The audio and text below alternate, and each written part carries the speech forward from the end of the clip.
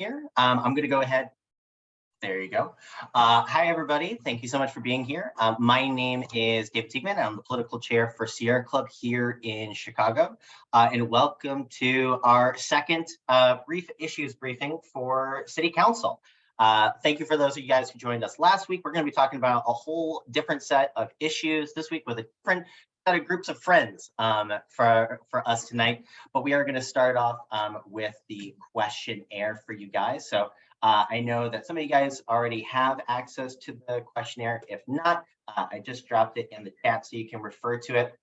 What I'll do with each one is I'll in the chat is I'll let you know which question we are talking about, so you can keep track as you guys are reading the questionnaire and as you're hearing from our great speakers. So we have a ton of issues to get to, a ton of folks to hear from. So let's get started with our very first one, South and West Side Neighborhood Park. Rachel from Friends of the Parks, the good FOP, as I continue to refer to them, is here to tell us all about it. So Rachel, go ahead. Thanks, David. It's great to be with everybody. I'm Rachel Burkhan-Ramelfanger, and I'm the Director of Policy and Advocacy with Friends of the Parks. And our work is to help equip, mobilize, and advocate for parks all across our city so that they can help make our city more healthy and beautiful, and that people have the best access they can to all those parks. So I want to just share with you all, and I'll drop the link in the chat too. We wrote a report that kind of addresses the question that you all are interested in about the inequity between West Side and South Side parks, called the State of the Parks Report in 2018. We had written the original report on this about 30 years before, and this was our follow-up to say that things have not gotten as much better as they should have throughout Chicago in terms of equity in our park system. But some quick overviews is most residents in Chicago do live within 10 minutes of a park, but then the quality of that park really varies drastically. So when we think of like swimming pools, fitness centers, dog parks, play lots, right? On the South and West Side, there is no dog park in all of Chicago officially. Play lots, as you move further west, we actually have more play lots throughout the city than most other amenities, but as you move west in the city, the number of them declines. And similarly for like pools, there are entire neighborhoods on the South Side and the West Side that have no swimming pool access. And again, then the North Side and those who live more east, because they have access to the lake, have more access to swimming as a form of recreation. And the same is true of our fitness centers, that again, they're more sparse on the West and the South Side. And the reality is that actually we have more park space on the South Side of the city than anywhere else, but more of it is nature preserved or like undeveloped parkland and unplanned parkland, which also can translate into less repairs and maintenance. The North Side and the central part of the city, which is both the central region is really west, sort of like the central and west part of the city, have about equal amounts of parkland. But again, I'll talk a little bit about how they're funded. We still see more funding to North Side parks. Data, if you could change the slide for me, that'd be great. So I feel like funding is very central to the question you all are asking, is how do we make sure that we challenge the inequity between the affluent areas and the South and West Sides? In the 1983, the Department of Justice issued a consent decree against Chicago about how we maintained our parks. That decree was in effect for about 7 years. And it was lifted only when we created clear strategies about how we would do maintenance and repair and service offering throughout Chicago. Most of those policies that were put in place no longer are in effect in the city. So we like literally went back in time, but do not have a new consent decree. They claim that they do funding and distribution of resources equitably across the city. But you'll see here I have an example that they're supposed to do 10 community meetings to determine capital improvements every year, and about one usually happens.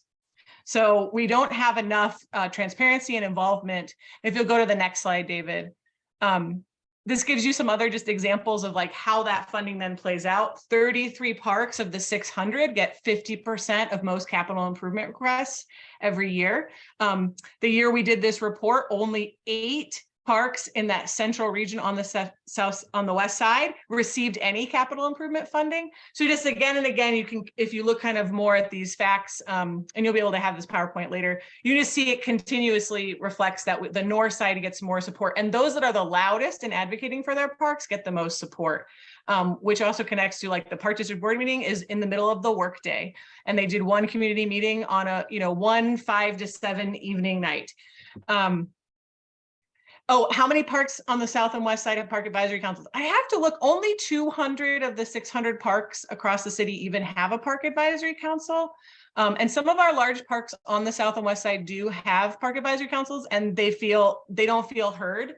If actually go to the next slide, for most of, oh, I guess it was on the last one. When folks make, sorry, David, I'm just missing it. When folks make requests of, oh, it's the second bullet here. When folks make requests to the park district for park improvements, if a public person, like one of us, makes that request, it's only 1 in 5 chance of them actually giving funding. So that could be a park advisory council member. But if a political official, if the alderman makes the request, it has a 1 in 3 chance of it getting funded. So that's why I really wanted to highlight for you all today as you're having this candidate questionnaire and talking to folks about this. Really, if our elected officials would be putting pressure for these improvements, it makes a huge difference, even more than the work of our park advisory councils on their own. And if we go to that last slide, this is just a list of things we've suggested at the end of our report that connect to the question you asked. Again, more public oversight in the capital funding process, more equity in how we fund based on race and class, and more studies about how that funding is happening across the city. Enforcement of maintenance standards and a clear schedule that could be followed across the city could help with some of the, mentioning there's debris or unfixed field houses. If we just had a standard schedule or some kind of system for that, I mean, it's both weekly, daily, monthly, but also yearly, a cycle that focus on the parks that haven't been invested in. Money from the next Illinois capital budget. I know that we're looking at municipal elections, but those folks could be partnering with state leaders for that. Again, focusing on increased acreage in underserved areas, an emphasis on the park district managing land instead of allowing developers to make land that they manage, because it's not necessarily publicly accessible just because there's green space if it's in a private development. So the more the park district can manage it, the more we're sure who has access to it and when. And again, we can address facility inequity in the capital improvement plan process. So, talking about how are different park advisory councils and others involved in the budgeting process from the beginning, and also trying to use things like bonds and increasing access to family fitness centers or childcare and recreation. There is some money available for everyone to access all park services, but it's not equitably distributed, and people don't always know that there is money available to them to use those services. So that's my real quick, there's lots of stuff with park. So again, we have that report that David dropped in the chat if you want to dive in and learn a little bit more, or review the slides for some more of the statistics.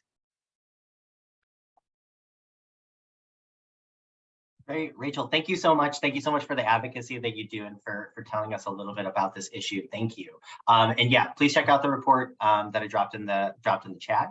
And then next, Isabel, a great friend of ours from Sunrise, Chicago, is here to talk about the No Fossil Fuel Money Pledge. Isabel, take it away. Awesome. Hi, thanks, David.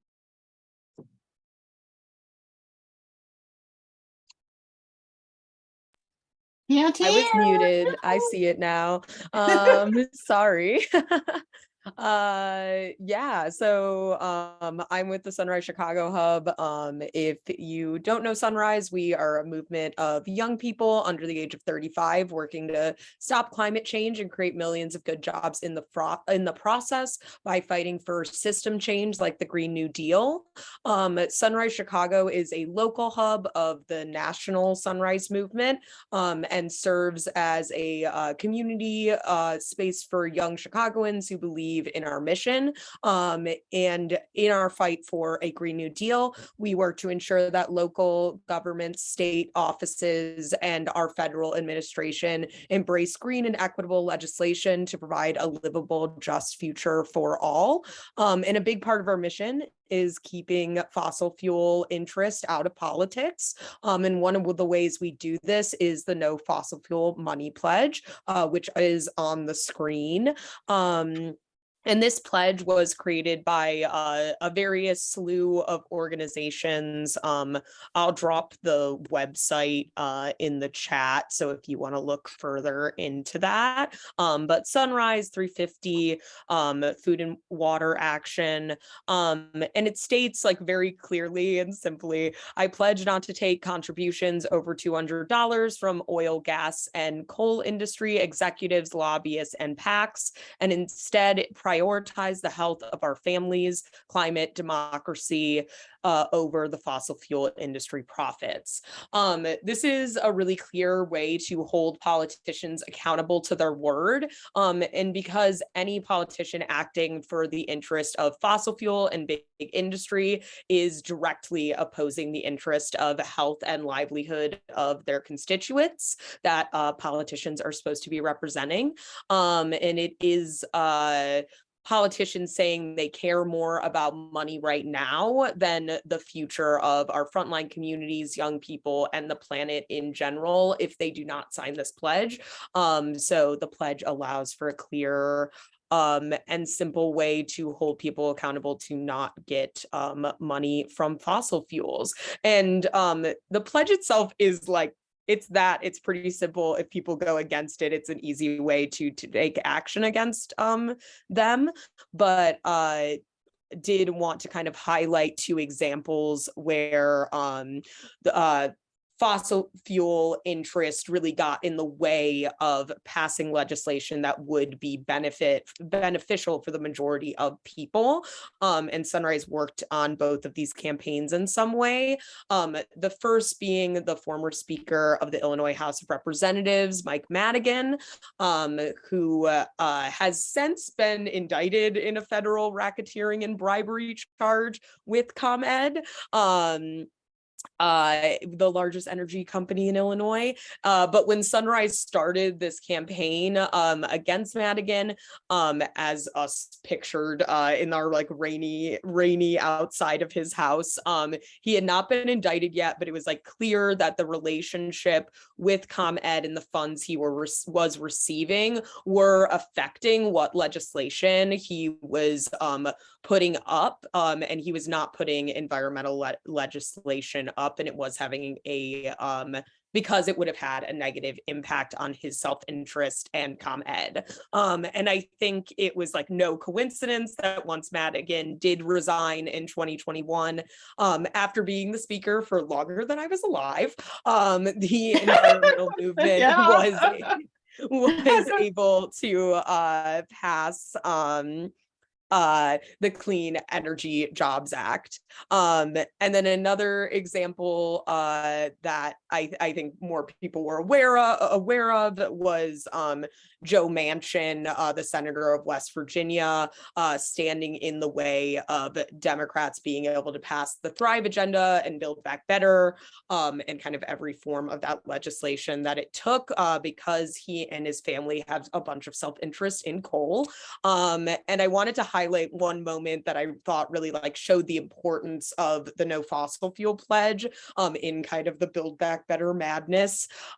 Is there was a point, it was almost a year ago, where the progressive Democrats, many of which who took this pledge, were leveraging Build Back Better with the bipartisan infrastructure bill to get them to pass together. And this was a strong strategy because that would work with large groups it would show a large group of Dems standing for the people and not with industry. And there were many direct actions taken around this. One is pictured here. And though they ended up separating these bills because of false promises that like I won't completely get into, the strategy did allow Build Back Better to pass in the House. And kind of on the flip side of this, Manchin, who has not taken this pledge, really killed Build Back Better and eventually like watered it down into the IRA when it got into the Senate because he was protecting his self-interest. And there are many, many examples of fossil fuel and big industry stopping legislation and affecting politicians' decision making to benefit their self-interest and the interest of these companies over the people and planet. And that's why I believe it's critical for all environmental orgs to require this pledge as a part of their endorsement process, to make sure we can have a representation that is accountable to us and not fossil fuels. And I also did quickly want to plug before I hand over the mic that Sunrise Chicago is starting our endorsement process as well next Thursday at 6. So if you know anyone under 35 that is down to join us in this process, I will drop the link in the chat for you. And aldermen can make the pledge. Any politician can take the pledge. Yeah, is just the question in the chat. Yeah, I think that was everything. Thanks. Awesome. Thanks, Isabel. And yeah, I think one of the really great things about asking like aldermanic candidates about these issues that today's aldermen are tomorrow's, US, they are tomorrow's congressmen, they are tomorrow's mayors. So we want to make sure that like while they're still local, we hold them accountable for where they're getting their money. So Isabel, thank you. And now we're going to talk about the cumulative impact ordinance.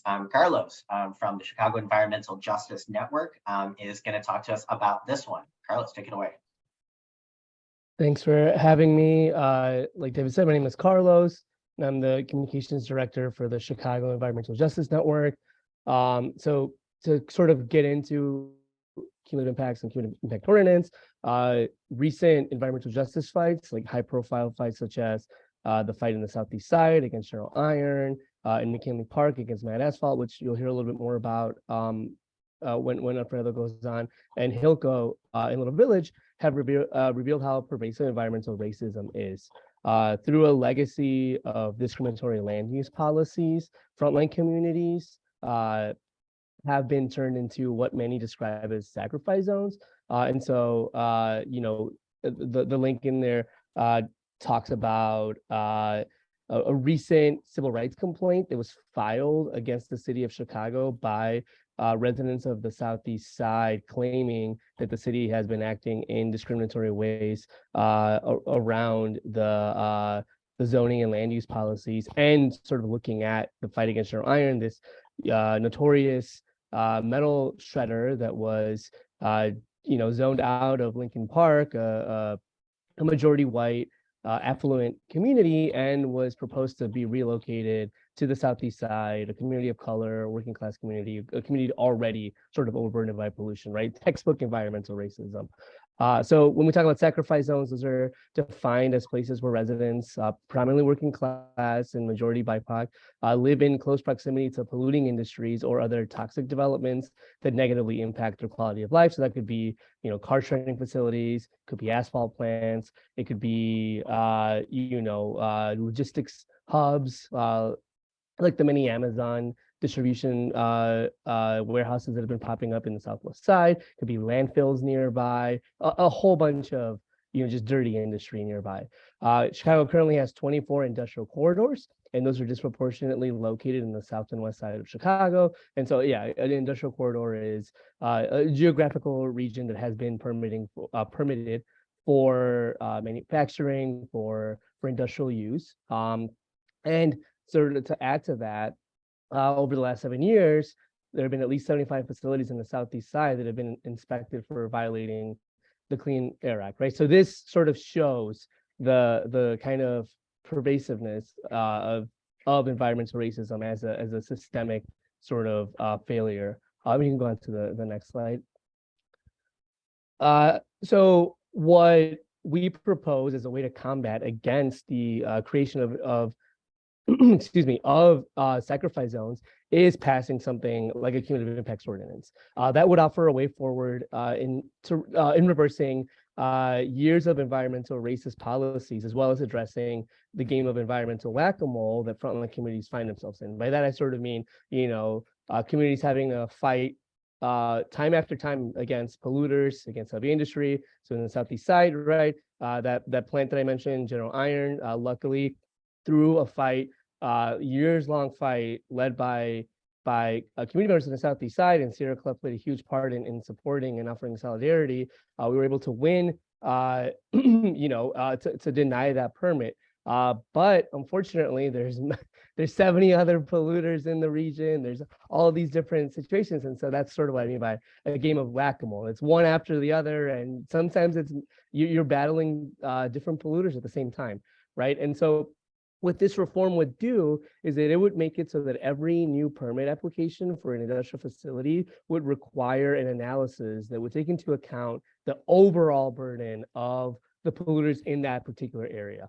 And so, So if you were to apply currently, the way the system is set up, a facility sends a permit application, they set in their estimates of emissions, right? And this is the facility themselves saying this, right? So it's kind of like, oh, well, we investigated ourselves and found nothing wrong type of situation, right? And so they'll set the estimates, and if they're below what the EPA sets as their limit, the city will give that rubber stamp and hand out that permit, right? Without taking into account what these additional emissions would do to an area that already has dozens of facilities, an area that that has community members that are facing disproportionate amounts of health impact because of pollution. This analysis that would be provided for every single facility that seeks a permit would look at the whole picture, would look at the way in which, not just the way that these new emissions would impact, would add up to every other facility, but also would look at different forms of pollution, such as like expanded trucking activity, all of these different things, such as like the pollution that would come with construction and all of these different things. Like it would be sort of looking at the whole picture, and obviously it would also it would also weight this differently. So if you would have a facility trying to apply in the southeast side or Little Village, it would look at it differently than if you were trying to put a facility in River North, for instance, right? They would have a different impact relative to the rest of the area. So it sort of looks at that whole picture. By passing a strong cumulative impact ordinance, environmental justice communities would be given a crucial level of protection against the interest of business. Right now, that's sort of the way that the city kind of operates. The Department of Public Health, we don't have a Department of the Environment currently, as we know. The Department of Buildings, they sort of look at the business interest as a guiding factor, more so many times than they look at community input, right? And that's something that this type of ordinance would give that kind of platform to communities to be able to have a kind of a safety blanket. It would pump the brakes on additional facilities that for now have been being given permits all too often. And you can go to the last slide. And so just to close, in May of last year, following discussions with the federal EPA around the sort of like the fight against General Iron, the EPA stepped in, intervened, said that the city needed to conduct several analysis before the city could even decide on whether or not to offer the permit. The city of Chicago promised to introduce a cumulative impact ordinance. However, there's been no updates on the status of that. And because of this inaction, because of the fact that this situation is based on decades and decades of environmental racism, and the fact that communities can no longer wait on elected officials, the Chicago Environmental Justice Network is launching a coalition, the Coalition to End Sacrifice Zones, and the mission of this coalition is to pass a strong cumulative impact ordinance in Chicago to ensure the policies such as a cumulative impact ordinance are implemented as intended, and would hold accountable departments such as the Department of Public Health, the Planning and Development, the Department of Transportation. If there was to be a new Department of the Environment, which I know many on the environmental justice world are fighting for, it would sort of give that department teeth to be able to actually enforce these, against these types of polluters. So I don't really have a call to action at the moment because a lot of this stuff is still being drafted, but I can put my email in the chat, and I appreciate if some of the links, if they were to be put in the chat as well, if folks have any questions. But I'll put my email in the chat if folks have additional questions about how to get involved or the status of the coalition. And for them to get a little bit more heat, I was going to put some maps in here, but I saw that his presentation had a lot of really nice maps, so I'm going to let it to him to talk about that. But thank you so much for having me. Yeah, Carlos, thank you for being here. Thank you for the work that you're doing. Definitely drop more information in the chats. And if people have questions, definitely feel free to ask them to Carlos in the chat and have a good dialogue there. But next, we're going to be talking, we're going to be hearing from Alfredo Romo, Neighbors for Environmental Justice, around the work that they're doing, especially around the procurement process. So go ahead, Alfredo. Thank you so much, David and Sassine, for coordinating this meeting. And also, just I'm gonna continue to make these connections as far as the conversation with Carlos and Isabel with regards to frontline communities, and also the fact that we're dealing with a climate crisis, right? So this is very important to us. This is a discussion that continues to make the case as to why we are very concerned about these issues. So I guess I can start with the first slide here. My name is Alfredo Romo. I am the executive director of Neighbors for Environmental Justice. This is a community organization based in McKinley Park that came together back in 2018 due to the fact that Matt Asphalt, a petroleum-based facility, was constructed in front of our beautiful McKinley Park, which is a roughly 72 acre open green space that becomes a community center, not only to McKinley Park residents, but also to many other neighboring communities that flock this beautiful green space. In addition to many people that work here that attend these schools, we have 7 schools, 5 daycares within the vicinity that also take the children to this beautiful park. So can you go to the next slide, please? Yes, so I think that just with regards to the work that we do as far as M4EJ, we are definitely making the connections to other organizations across the city of Chicago, just to make the case that environmental justice is racial justice, right? Environmental justice is also immigration justice, and we are also making the connection to labor justice as well. That's one of the things that we know about the Southwest side and the Southeast side. We don't have economic power nor political will. And this is one of the main reasons as to why these communities continue to get targeted, right?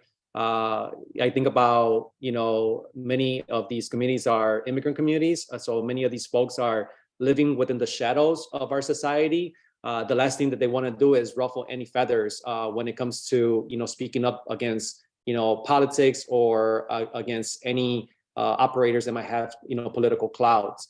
Another thing that I would say is that there's a significant situation when it comes to language isolation. It's very hard for people to participate when it comes to planning processes, when it comes to development, when it comes to implementation and enforcement of city procurement or air permits and whatnot. So that's another thing that we are very vulnerable as communities. Another thing is that many of these communities continue to be disinvested when it comes to their education, their way of living, their food. I mean, I can go down the list, and it's pretty much a laundry list at this point, right? So once again, these people are just pretty much having a hard time going about their day, struggling within the system. So it's very hard for them to organize against these issues, right? So that's another reason as to why we continue to be very vulnerable. So we are definitely making the case to connect the dots of environmental racism, and that's one of the reasons why we are in full support and solidarity working with other organizations and community groups. Next slide, please. At this point, I would like to demonstrate this video that we put together just to illustrate how close this facility came into our park, and is to raise awareness as to some of the issues that we have against Matt Asphalt. Hey, this is Anthony from Neighbors for Environmental Justice. Here are 5 things you should know about Matt Asphalt. 1. This is Matt Asphalt. It's a hot mix asphalt plant that was built across the street from beautiful McKinley Park and started running in 2018. There was no public notice, even though our alderman, George Cardenas, got donations from the developers and supported the project. 2. Matt Asphalt runs on an expired permit.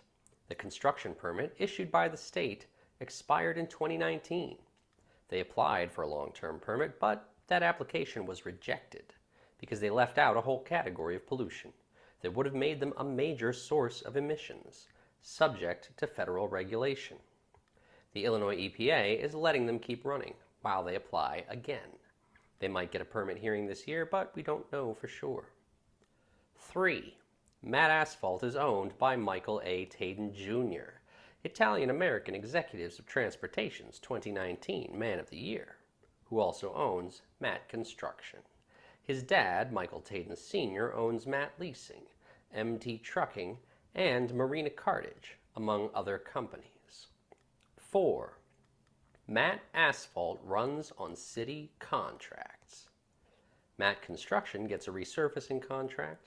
Matt Asphalt makes the asphalt. They also get the grindings from the construction job, which they cook up and send back out. Up to half of their materials are scraped from the city streets. That means the city is their main customer and their main supplier. It also raises the very fair question, how is it clean if it's former city street? 5. You can help. Join us in demanding that Chicago cancel the contracts.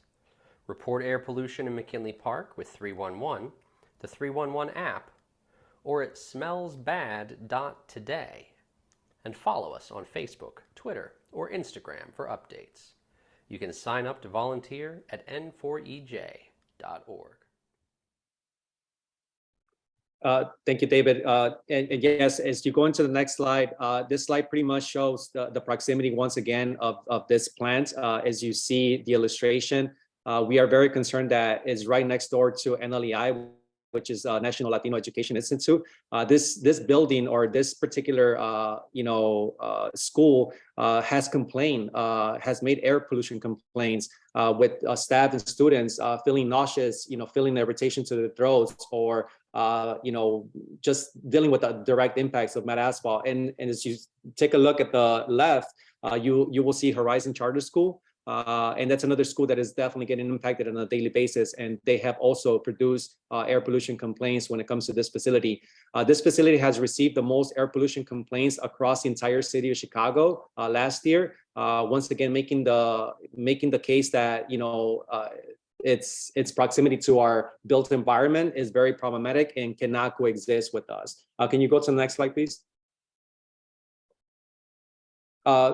One of the things that we also, came across information, this is with the zoning administrator, Patrick I believe his last name is Murphy. He also made the case that this location was very strategic for Matt Asphalt, the owner. McKinley Park is really in the middle of the city of Chicago. So the way that they see it is, always, just based on the short-term gains of, their operations. They're totally disregarding the fact that they're bringing environmental degradation to our community or communities that are hosting them. So once again, we're very concerned about these comments and the fact that this is a clear choice as to how they made the clear decision to allow this company to come into our community. Next slide, please.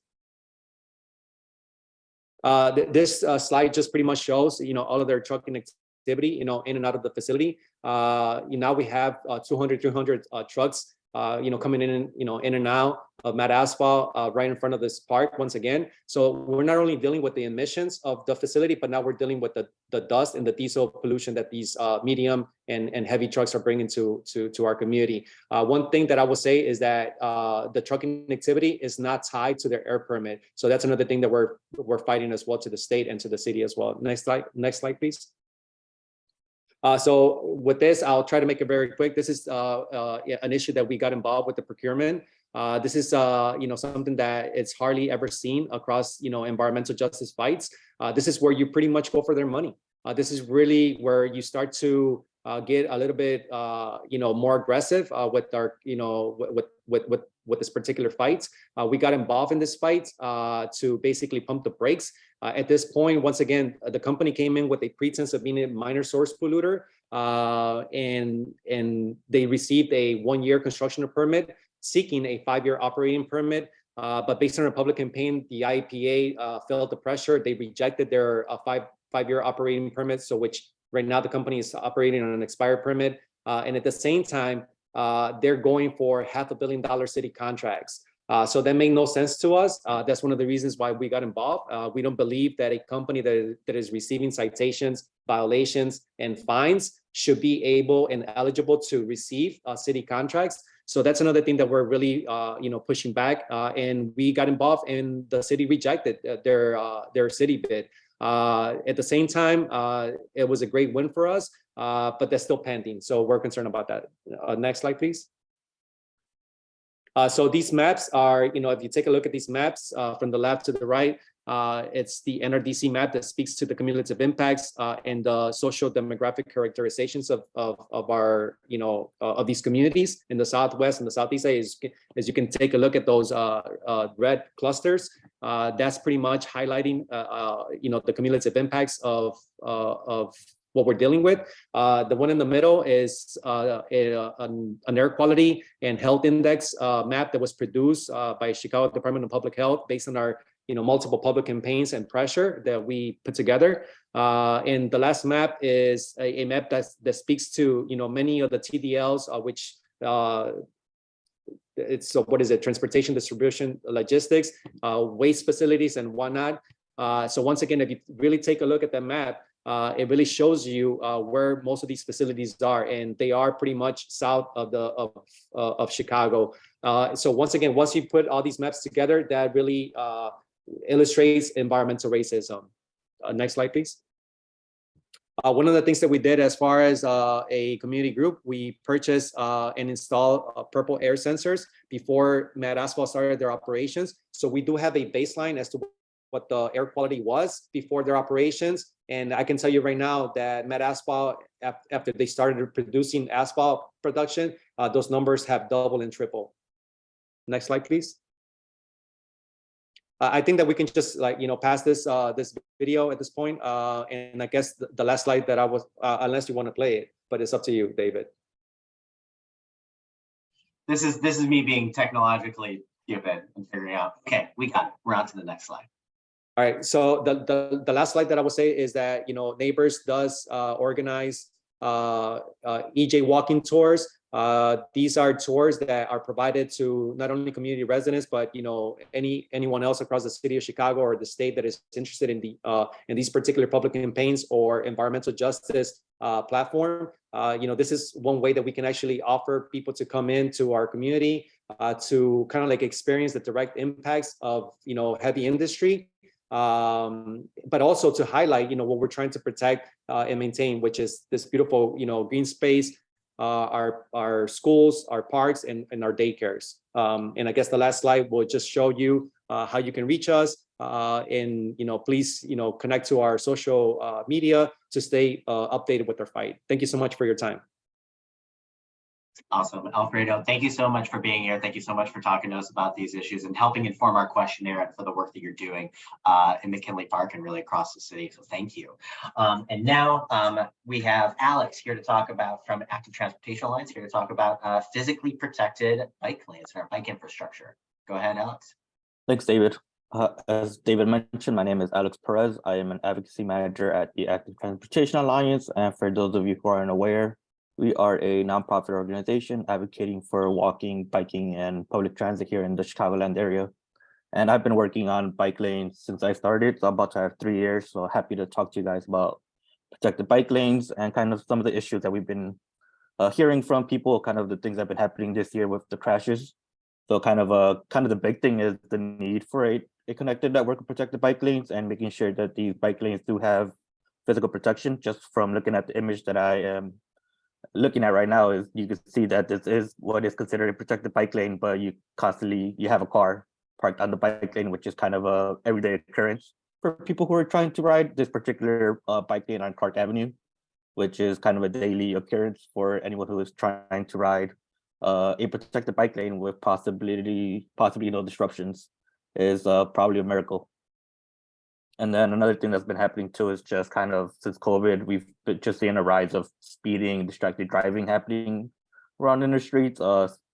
That's kind of been true for citywide kind of a current, just from hearing of what people have been trying to get around safely. It's even deterred some people of even bike riding on the street just because of how people are driving on the current conditions. Another bullet point too is just drivers parking on the bike lane, same thing with delivery drivers. That's kind of a big thing too, is just kind of all these Ubers Lyft, food deliveries, they're constantly kind of parking right in front of the store or wherever they're dropping off their food and kind of blocking the bike lane, and creates problems where the cyclist would have to go into the driving lane and kind of puts people in situations where you don't want to put them in, especially if you have a protected bike lane, or what should be considered a protected bike lane.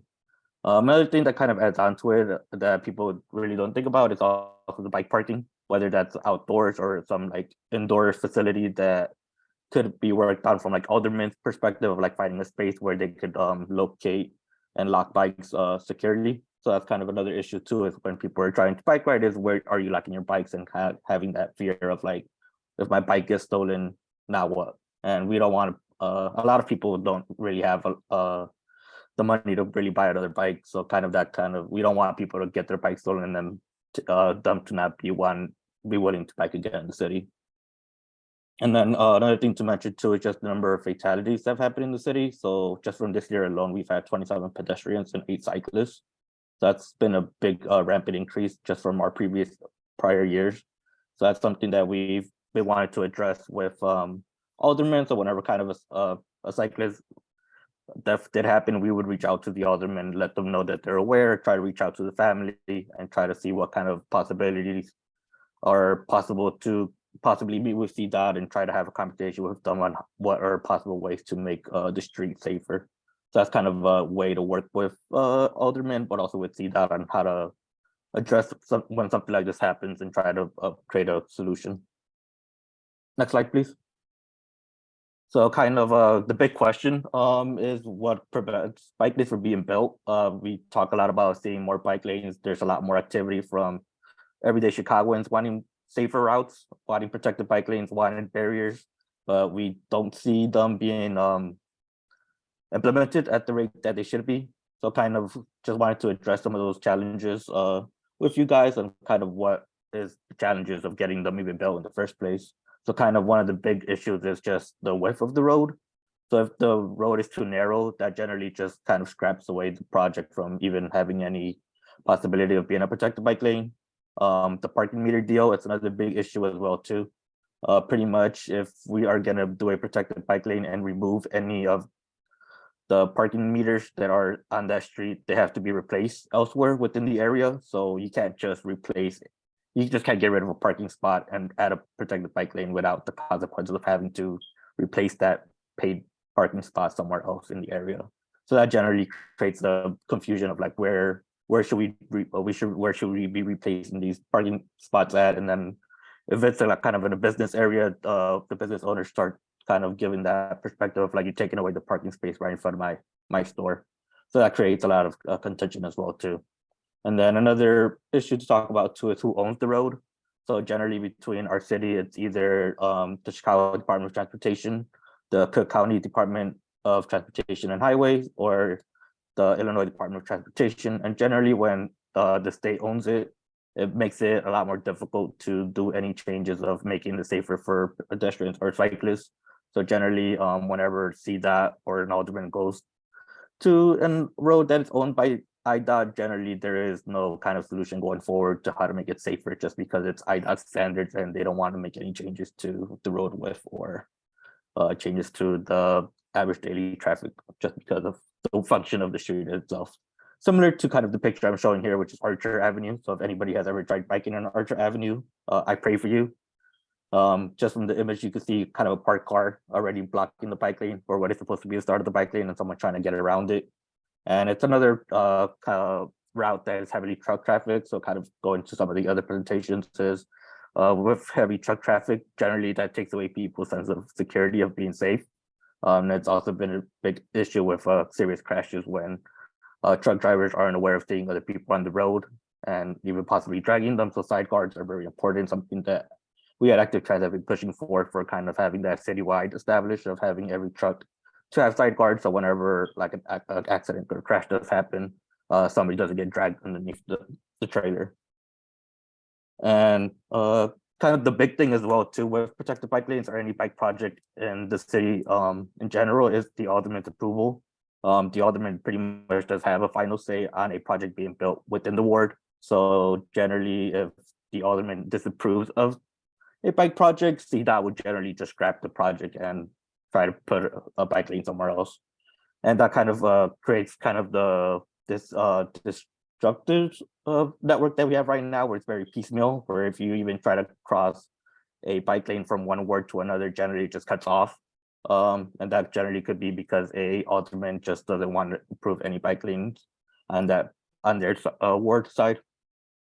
So that's kind of a big thing too. It's if you're going to be focusing on electing new city officials within your ward, is paying attention to if they support projects like this, because that is pretty much ultimately what's going to result in getting more bike lanes within your ward, and that's a win-win for everyone. Next slide.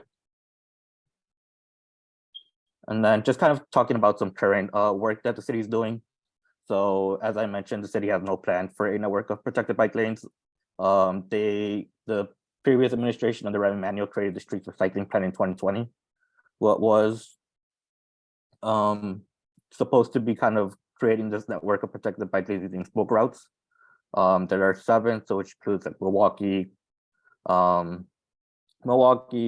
Vincennes, South Chicago, Clark, and some of the other ones kind of just identifying these streets that are wide enough to add for protected bike lanes. And then kind of with this administration and this current CDOT commissioner, they've kind of scrapped this plan and kind of aren't really even using it. So that kind of leaves a big question of what network are they working on? And kind of you can see from where their bike projects they're working on is they're focusing on the south side and the west side, which is good because they also need the resources as much as well too. But if you look at it, there's a big disconnection within the southwest side and kind of that middle gap in between to even try to connect the full network from trying to get from one end of the city to the other. Is there a master plan? I'm just reading the question. To link bike.